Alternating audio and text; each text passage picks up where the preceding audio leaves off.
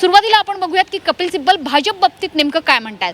तर भाजप बाबतीत कपिल सिब्बल असं म्हणतात की एकनाथ शिंदे यांनी आपल्या पाठीशी महाशक्ती असल्याचं म्हटलेलं होतं. म्हणजेच एका राष्ट्रीय पक्षाचा शिंदेंना पाठिंबा होता.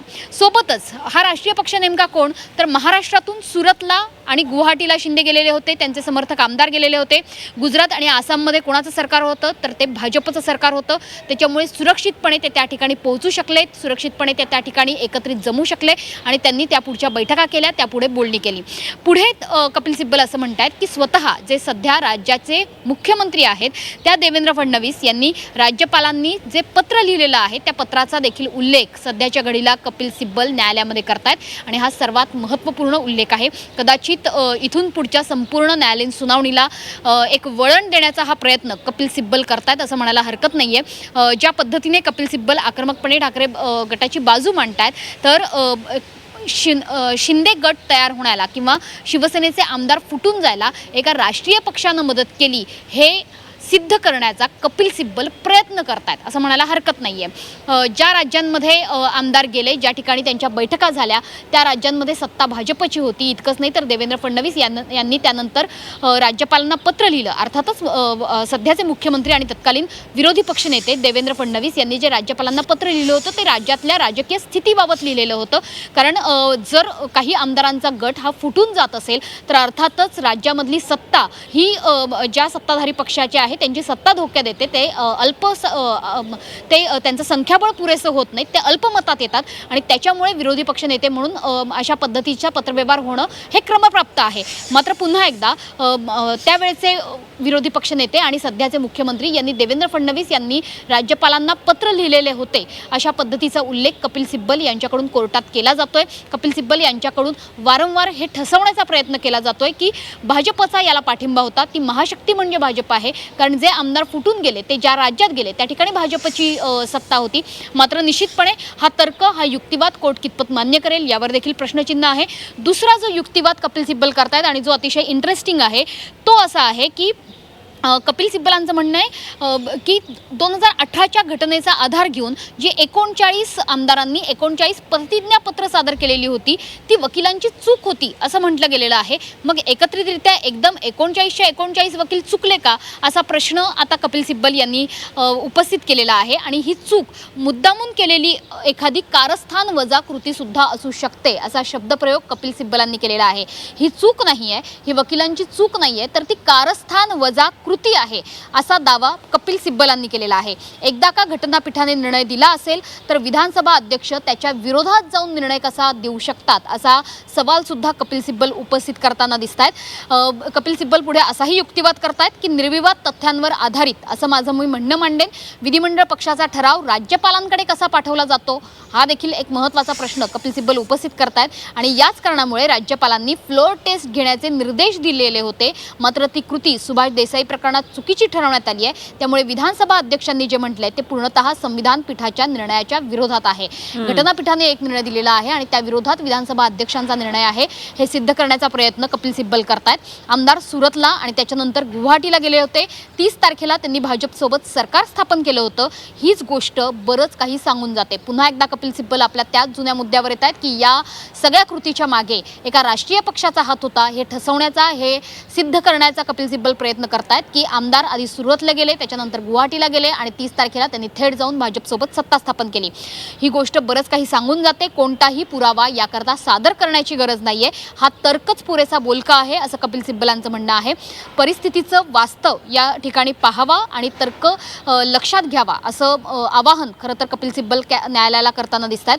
प्रतिवादी आमदारांनी सभापती नार्वेकर यांना मतदान केलेलं होतं, हे पक्षांतराचं एक उत्तम उदाहरण आहे असं सुद्धा त्यांनी सांगितलेलं आहे.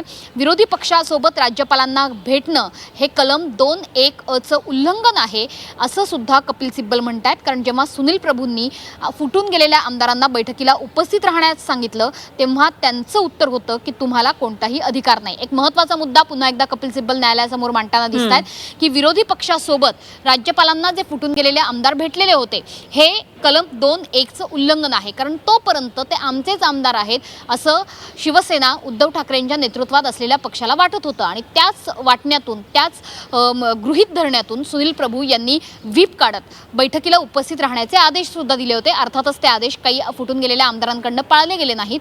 मात्र एखाद्या विरोधी पक्षासोबत जाऊन, म्हणजे सत्तेत असणारा पक्ष, राजकीय पक्षातले आमदार हे विरोधी पक्षात असणाऱ्या, सत्तेत असणाऱ्या, विरोधात असणाऱ्या लोकांसोबत जाऊन राज्यपालांना भेटतात. हीच कृती मुळात घटनाबाह्य आहे हे ठरवण्याचा प्रयत्न किंवा हे सिद्ध करण्याचा प्रयत्न कपिल सिब्बलांकडनं होते. त्याकरता त्यांनी कलमाचा देखील उल्लेख केला. हे कलम कोणतं आहे तर कलम 2(1)(अ)च्या अंतर्गत विरोधी पक्षासोबत राज्यपालांना भेटणं हे घटनेचं उल्लंघन असल्याचं कपिल सिब्बल यांचं म्हणणं आहे. सिब्बल पुढे हे देखील म्हणतात की शिंदे गटाचे आमदार आधी सुरतला, गुवाहाटीला गेले आणि त्याच्यानंतर त्यांनी जाऊन 30 तारखेला जाऊन भाजपसोबत सत्ता स्थापन केली. ही कृतीच मुळात सुस्पष्ट आहे. ही कृतीच बरंच काही सांगून जाणारी आहे. त्याच्यामुळे याकरता वेगळ्या पुराव्यांची आवश्यकता नाही असं कपिल सिब्बल यांचं म्हणणं आहे. कपिल सिब्बल हे आपला तर्क मांडतायत. अगदी कृष्णा, याच मुद्द्यावर आपण पुढे जाऊया. जसं आता मनोजींनी सांगितलं की निर्विवाद तथ्यांवर आधारित त्यांनी त्यांचं म्हणणं मांडलेलं आहे आणि विधिमंडळ पक्षाचा ठराव राज्यपालांकडे कसा पाठवला जातो आणि याच कारणामुळे फ्लोअर टेस्ट जे घेण्याचे निर्देश दिलेले होते त्यावर त्यांनी आक्षेप घेतलेला आहे, त्यावर त्यांनी बोट ठेवलेलं आहे. काय नेमकं या संदर्भात काय आपल्याला आणखी, कारण त्यावेळेच्या सगळ्या घडामोडी आता खरं तर डोळ्यासमोरून येत आहेत. किती मोठ्या सगळ्या घडामोडी महाराष्ट्राच्या या राजकारणामध्ये, राजकारण उलथून पालथून टाकणाऱ्या घडलेल्या होत्या. काय नेमकं या संदर्भात आणखी तपशील?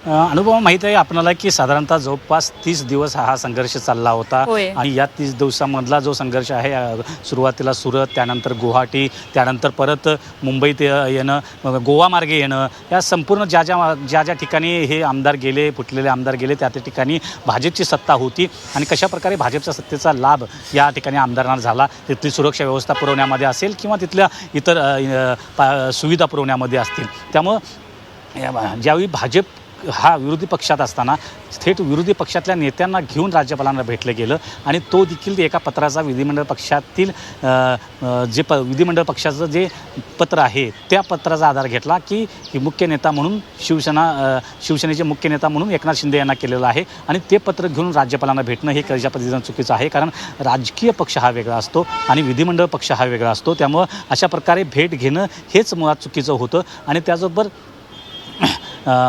फडणवीस यांनी फ्लोअर टेस्ट नंतर घेण्यास सांगितलं गेलं.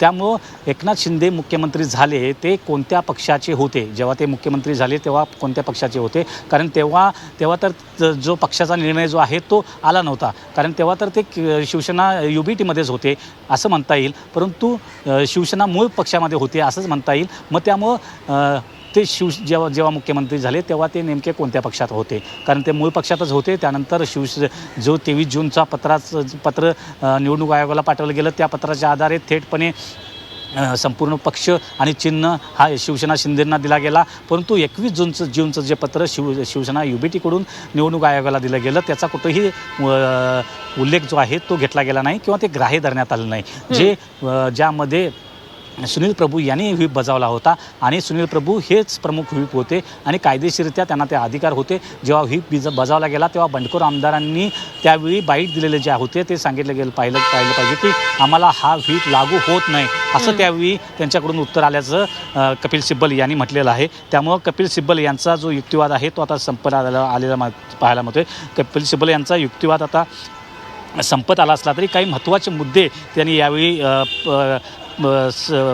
सांगतायत आणि या शेवटच्या टप्प्यामध्ये काही कागदपत्रांचा उल्लेख हा कपिल सिब्बल यांच्याकडून होताना पाहायला मिळतोय आणि कपिल सिब्बल गेल्या 6 दिवसापासून आणि आजचा जवळपास अनुपमा 7वा दिवस या ठिकाणी आहे जे कपिल सिब्बल आपला युक्तिवाद पूर्ण करत आहेत. यानंतर देवदत्त कामत हे आपला युक्तिवाद सादर करतील आणि त्यानंतर शिवसेना शिंदेकडून मुकुल रोहतगी आहेत ते आपला युक्तिवाद करतील. परंतु सुनील प्रभू यांनी जे बैठक बोलवली होती त्यामध्ये शिंदेचे आमदार गैरहजर राहिले.